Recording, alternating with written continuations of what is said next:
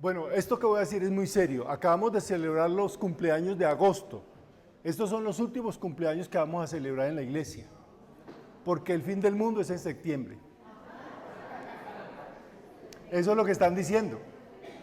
El 18 de septiembre se acaba esta vaina. Ustedes pueden creerlo que hay personas que creen eso, que dicen eso. Les pedí que leyeran el capítulo 24 de Mateo para estar preparados para la enseñanza de hoy. Vamos a empezar a leer capítulo 24 de Mateo, los 4 primeros versículos, que dicen así: Jesús salió del templo y ya se iba cuando sus discípulos se acercaron para mostrarle los edificios del templo. Él les dijo: ¿ven todo esto? De cierto les digo que no quedará aquí piedra sobre piedra, todo será derribado. Mientras Jesús estaba sentado en el monte de los olivos, los discípulos le acercaron por separado y le dijeron: dinos cuándo sucederá todo esto y cuál será la señal de tu venida y del fin del mundo. Qué preguntica, ¿no? ¿Cuándo será todas estas cosas? ¿Cuándo será el fin del mundo? ¿A usted le interesa saber cuándo será el fin del mundo? Son preguntas que obsesionan no solamente a ciertas comunidades religiosas, incluso algunas comunidades religiosas solamente hablan de ese tema, los obsesiona, pero no solamente obsesiona a algunas comunidades religiosas, obsesiona también al cine. Usted ve que cada año hay como 4 o 5 películas acerca de cómo se va a destruir el mundo, por medio de un meteorito, de un terremoto, de una catástrofe natural, de una invasión extraterrestre, de la revolución de los robots y de la inteligencia artificial. Bueno, cualquier cantidad de formas en las cuales se puede pensar que va a ser el fin del mundo. Y obsesiona a poetas, escritores, conferencistas, de todo tipo. En general, yo creo que existen 3 actitudes ante el tema de los últimos tiempos, 3 actitudes. Brevemente les voy a comentar. La primera actitud es aquellas personas desesperadas, los desesperados. Escríbalo allí donde tiene, desesperados. Este tema les llena de angustia y de miedo. Yo conocí incluso personas aquí de la iglesia, y no sé si estará acá, pero había una persona que estaba literalmente paralizada de miedo, porque en el 2012 creo que era que se iba a acabar también el mundo, con el calendario maya, ¿recuerdan? Todo ese asunto, y esa persona, aunque era de la iglesia, estaba pero paralizada del temor, no quería ni siquiera salir de la casa.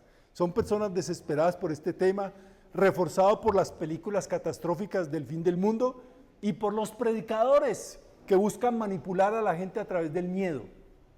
Y muchos de ustedes caen en esas redes del temor, del miedo, de esos predicadores que solamente enseñan sobre estos temas para llenar de miedo a las personas. Entonces la primera actitud es aquellas personas desesperadas por este tema. Otros, los desinteresados. Los desinteresados, es un asunto que no les importa.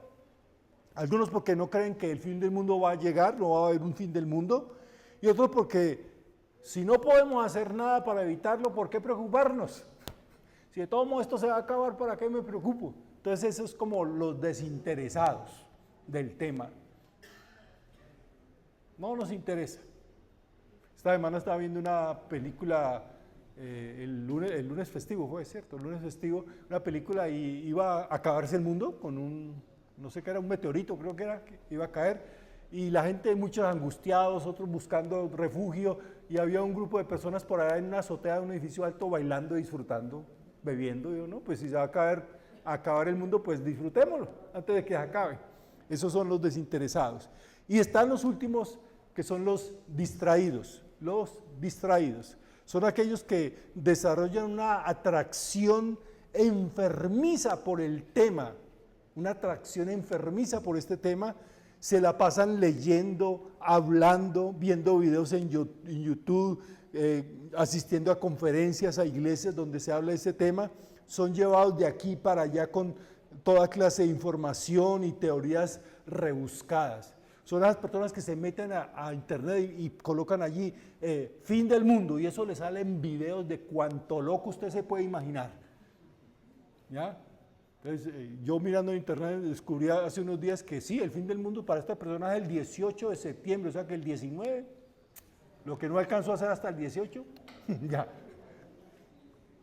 Pero en Mateo, y aquí viene lo que nos importa a nosotros, en Mateo 24 encontramos lo que Jesús mismo dice acerca del tema. Y esto debería ser lo más importante para nosotros hoy en día.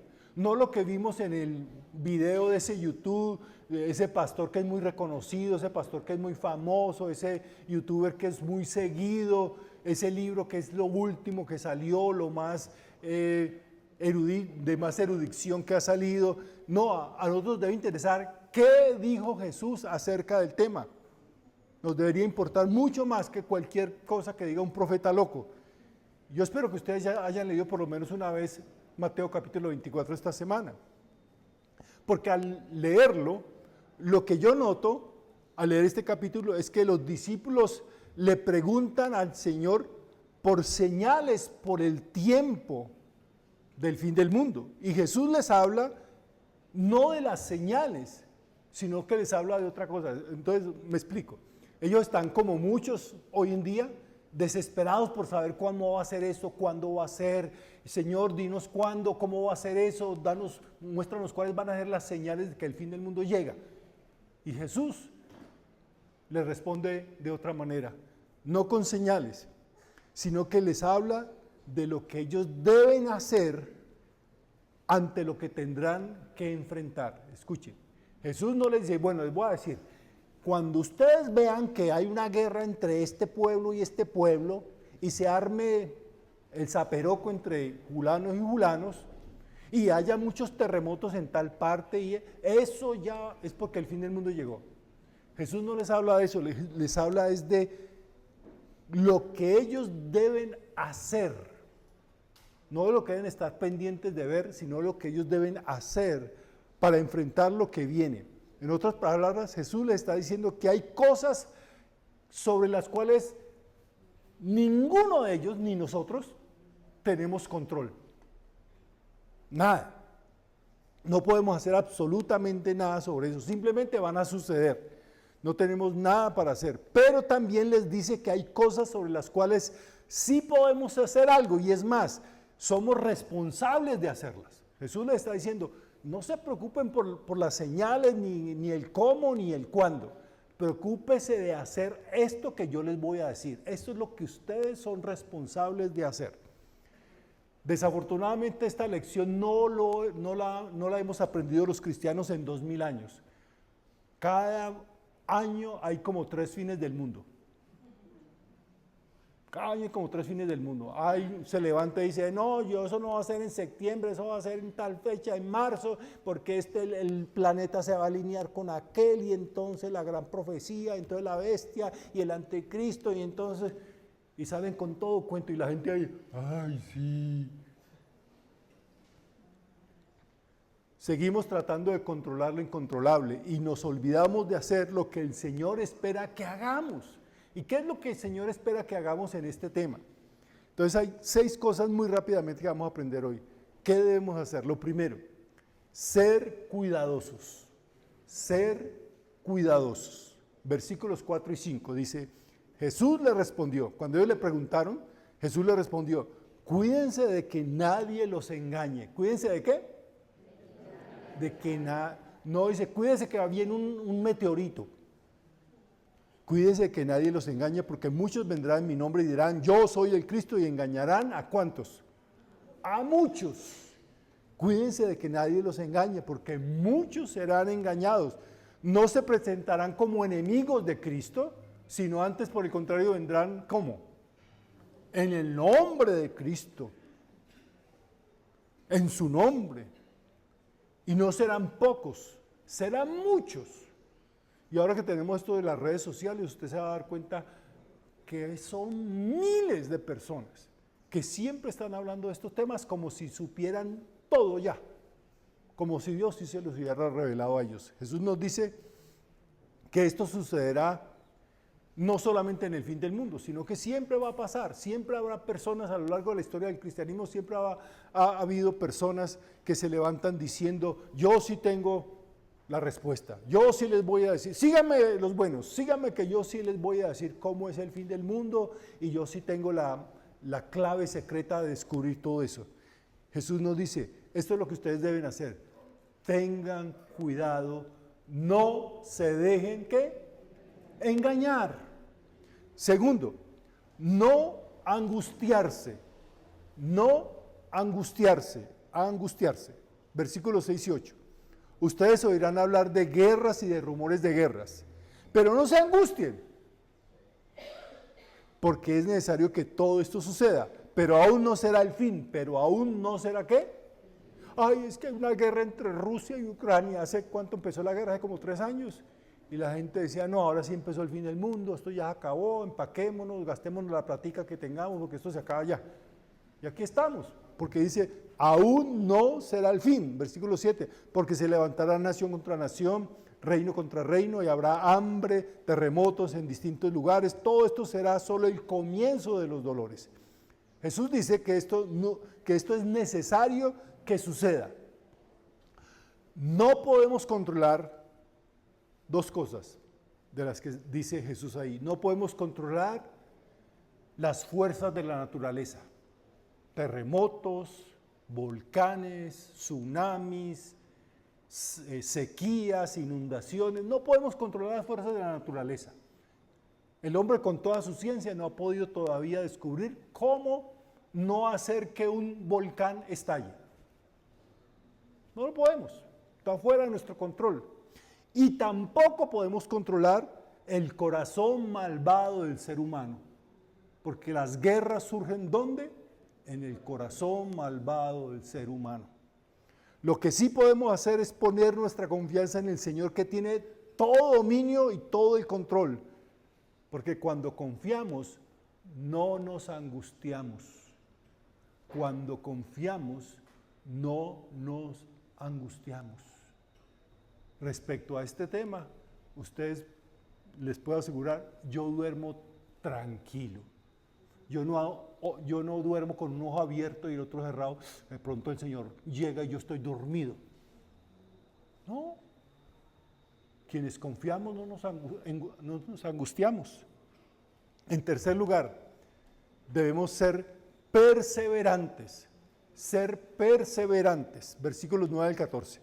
Entonces los entregarán a ustedes para ser torturados y los matarán y todos los odiarán por causa de mi nombre. En aquel tiempo muchos tropezarán y unos a otros se traicionarán y odiarán. Muchos falsos profetas se levantarán y engañarán a muchos. Y tanto aumentará la maldad que el amor de muchos se enfriará. Pero el que resista hasta el fin será salvo. Y este evangelio del reino será predicado en todo el mundo para testimonio de las naciones, y entonces vendrá el fin. Cuando nos decidimos seguir a Jesús, elegimos seguir el camino, un camino que siempre trae rechazo, odio, persecución, tortura y muerte. Seguir a Jesús es tomar su cruz, y su cruz es sinónimo de sufrimiento. Debido al sufrimiento que viene, dice Jesús, el amor y la fidelidad a Jesús se enfriará. Muchos tropezarán, otros caerán en el odio, la traición. Muchos su amor se les apagará. Y eso ha sido verdad a lo largo de 2000 años de historia del cristianismo. Lo que más ha hecho tropezar la iglesia no son los enemigos de afuera, sino nosotros los de adentro. Los que más vergüenza traemos al evangelio no son los de afuera, sino nosotros.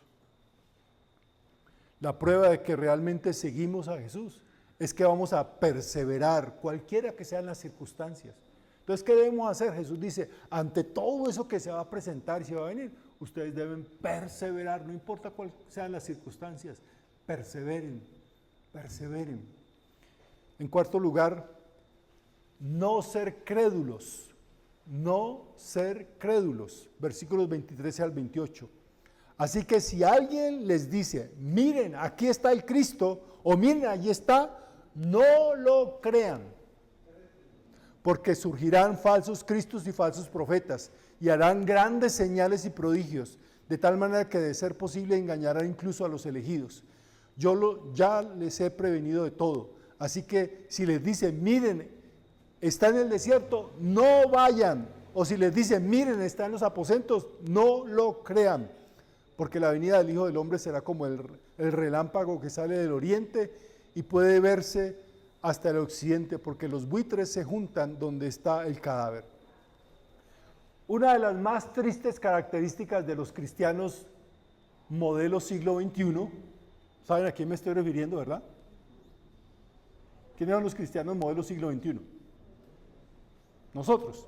Una de las más tristes cualidades, características, es que estamos dispuestos a creer cualquier cosa, por absurda que sea, con tal de que la persona que nos la diga cite algunos versículos de la Biblia y se presente como un enviado de Dios.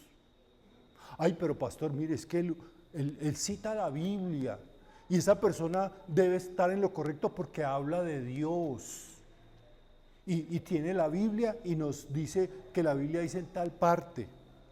¿Saben?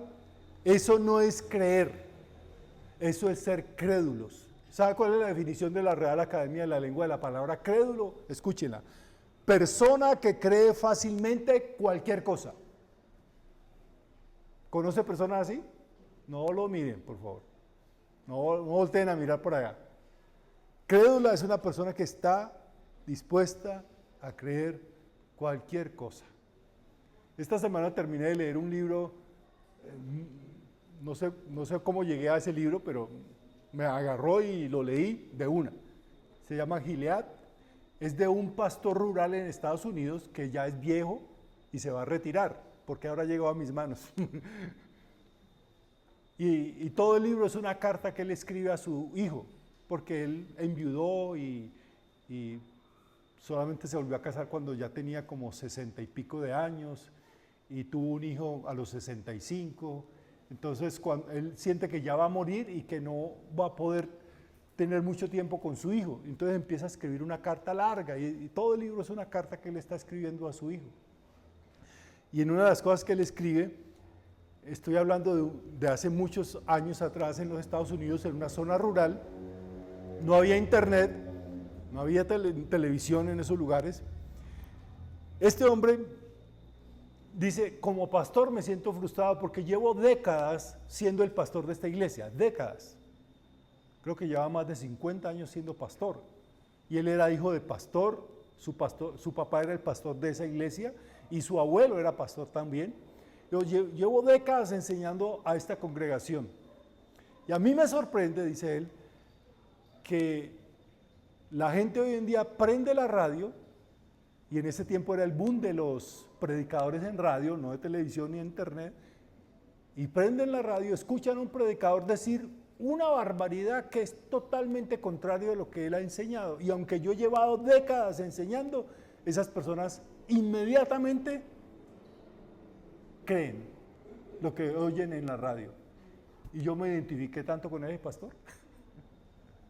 Yo llevo también décadas enseñando cosas aquí en la iglesia, tratando de enseñar el evangelio conciso, claro y simple. Y algunos de ustedes van y entran a YouTube, ven un video de la cosa más absurda que pueda haber y se la creen a pie juntillas. A pie juntillas. Y qué triste, ¿verdad? Pero Jesús nos dice, ya les he advertido de todo. No vayan, no crean. Ay, pero es que esa persona, aquí hace años había una persona que yo apreciaba mucho, o aprecio todavía mucho, ya no está con nosotros acá en la iglesia, era una persona que aprecio mucho, pero era una persona tan crédula, tenía una facilidad de creer las cosas más absurdas que uno pudiera imaginarse. Recuerdan que hace unos años se puso, cuando empezó esto de los correos electrónicos y todo eso, las estafas por internet, y no sé cuántos de ustedes recibieron un correo de un príncipe de África.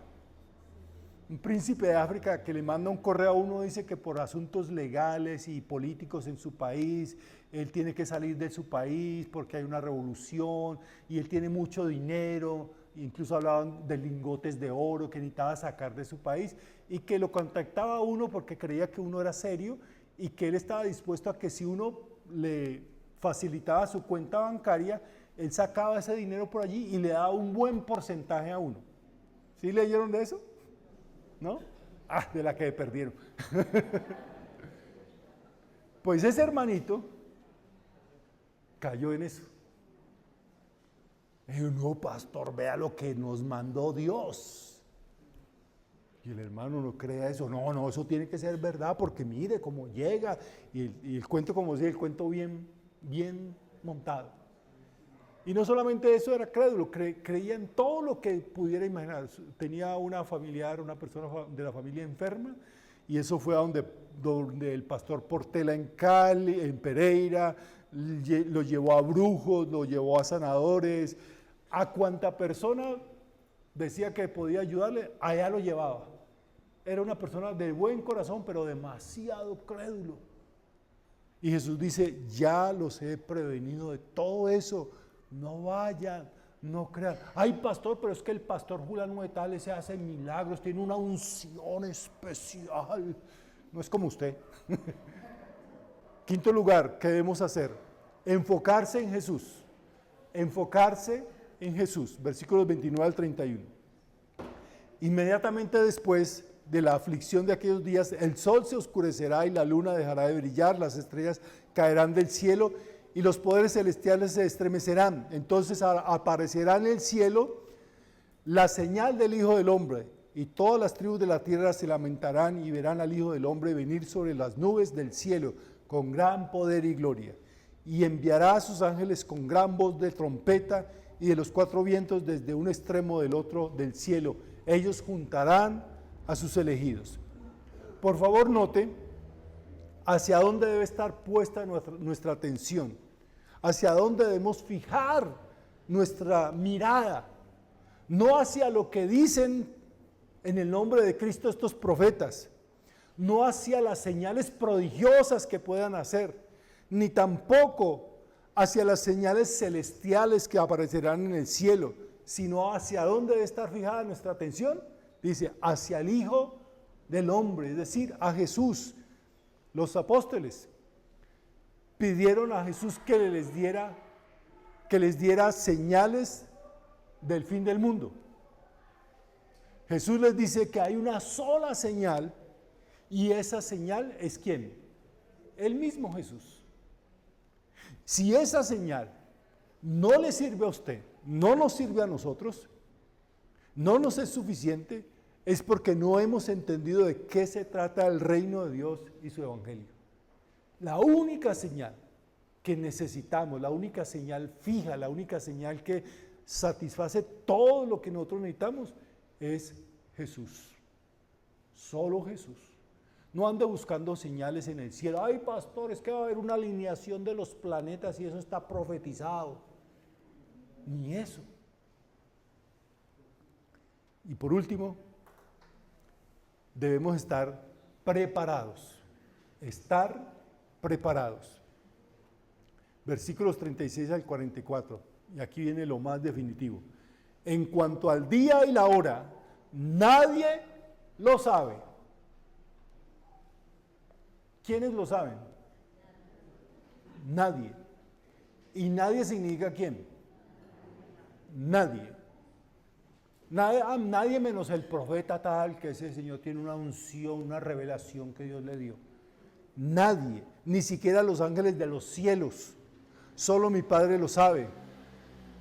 La venida del Hijo del Hombre será como en los días de Noé, pues así como en los días antes del diluvio la gente comía y bebía y se casaba y daba en casamiento hasta el día en que Noé entró en el arca, y no entendieron hasta que vino el diluvio y se los llevó a todos. Así será también la venida del Hijo del Hombre. Entonces estarán dos en el campo, y uno de ellos será tomado y el otro será dejado.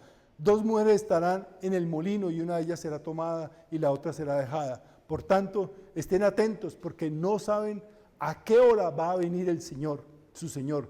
Pero sepan esto, que si el dueño de la casa supiera a qué hora va a venir el ladrón, se quedaría despierto y no dejaría que robaran su casa. Por tanto, también ustedes estén preparados, porque el Hijo del Hombre vendrá a la hora que menos lo esperen. ¿Está preparado? ¿Está preparado? Estar preparado no es intentar descubrir cuándo y cómo sucederán todos estos asuntos del fin del mundo. No es que yo me estoy preparando leyendo la Biblia, entonces yo aquí en Daniel encuentro que las 70 semanas, entonces le sumo, le resto, le multiplico, le divido, entonces en Apocalipsis y con Tesalonicenses, entonces y arman lo que he llamado desde hace años, un cuento que simplemente es ciencia ficción cristiana.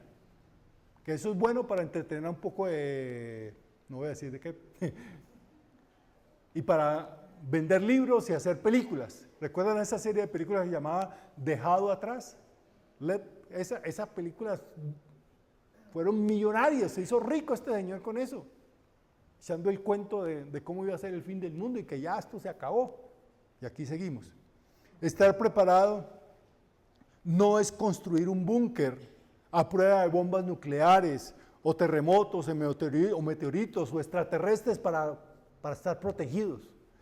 Estar preparado es tener la confianza que lo que Jesús prometió lo cumplirá, lo cumplirá. Estar preparados es poner toda mi esperanza solo en Jesús, solo en Jesús. Estar preparado es mantenerme fiel al Señor, no importan las circunstancias. Estar preparado es arrepentirme y vivir una vida a la manera de Jesús. Estar preparado es estar haciendo lo que Jesús dijo que debíamos hacer. Y usted se preguntará, ¿y qué es lo que Jesús dijo que teníamos que hacer? Entonces aquí en Mateo 24, ¿cómo empieza el capítulo 24 de Mateo? Los discípulos diciéndole al Señor, mire Señor, el templo de Jerusalén es una cosa hermosa, fastuosa, con las cosas más exquisitas, con planchas de oro en las paredes y eso resplandecía a kilómetros, podían verse el resplandor del oro.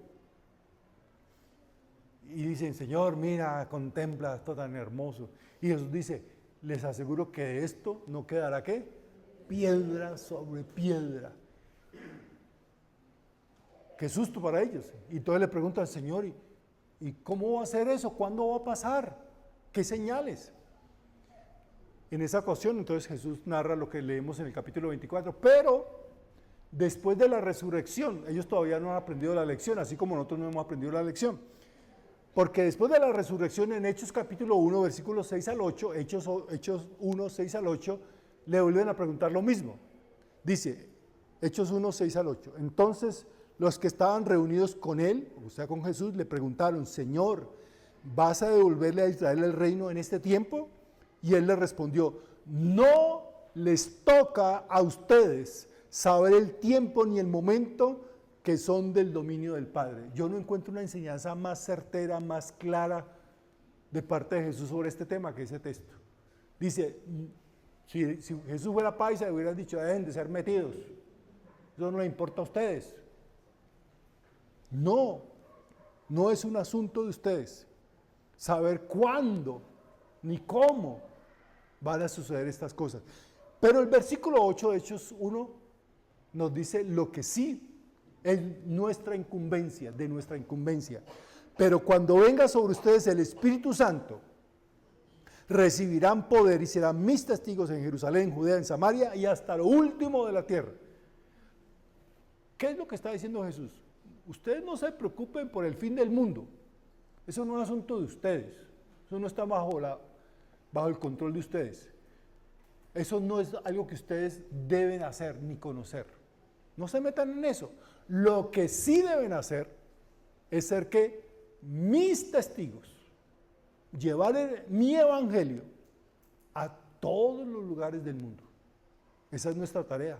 Nuestra tarea no es estar abriendo la Biblia para encontrar qué dijo Daniel, Zacarías, y aquí dice en Mateo que hay que sumarle una semana y bajarle 2, y entonces el anticristo que tiene un cachito en la cabeza y el otro. Todas esas cosas que se inventa la gente, ciencia ficción cristiana. Lo que les debe interesar a nosotros como iglesia es predicar el evangelio en todo el mundo. Entonces, de nuevo para terminar, ¿está preparado? ¿Qué tan preparado está? No sé si fue Martín Lutero, no recuerdo bien, pero Martín Lutero decía algo como esto: viva como si Jesús volviera esta noche, pero también viva como si tardara 1000 años. Nuestra vida debe ser vivida como si Jesús esta noche fuera a llegar, pero también debemos vivir como si Él volviera dentro de 1000 años. O sea, no debe ser un asunto que nos preocupe, que nos cause angustia, que nos quite el tiempo y que nos desvíe la atención de lo que sí debemos hacer: vivir para Cristo y proclamar a Cristo. Vivir para Cristo y proclamar a Cristo. Entonces, si ustedes me preguntan, pastor, entonces, ¿qué hacemos con esto del fin del mundo? Déjeselo al Señor. Déjelo a Jesucristo. Déjeselo al Padre Celestial. Usted y yo hagamos lo que tenemos que hacer. No, pastor, pero es que mira, el pastor fulano, que es tan reconocido, que es tan importante, no un desconocido como usted. Ese sí sabe, usted no sabe. Sí, yo no sé, pero Jesús sí sabe. Jesús sí sabe. Y a mí no me interesa lo que diga fulano, por importante que sea, reconocido que sea. Me interesa lo que dice Jesús. Que Dios nos ayude entonces a hacer nuestra parte. Puestos en pie, vamos a orar. Señor, nosotros creemos en tu palabra, creemos en tus promesas, confiamos en tu amor, confiamos en tu sabiduría, confiamos en tus planes, en tus propósitos. Confiamos que tú eres el Dios de la historia, que la historia no sucede como un azar, por la suerte, sino que la historia sucede de acuerdo a tus propósitos. Por eso, Señor, en esa confianza nos basamos para estar tranquilos y seguros de que cualquiera que sean las circunstancias, el cómo, el cuándo, de los asuntos del fin del mundo, nosotros estamos seguros bajo tu protección. Ayúdanos a enfocarnos en lo que sí es nuestra responsabilidad: proclamar tu palabra a todas las naciones. Padre Santo, que nos enfoquemos solamente en ti, porque tú eres la única señal que se nos ha dado, porque es la única señal que necesitamos. Ayúdanos, oh Dios, a confiar y no desesperarnos, a no ser crédulos, a no dejarnos engañar, a centrarnos siempre en Jesús, nuestro buen Salvador, en el nombre de quien oramos. Amén. Amén.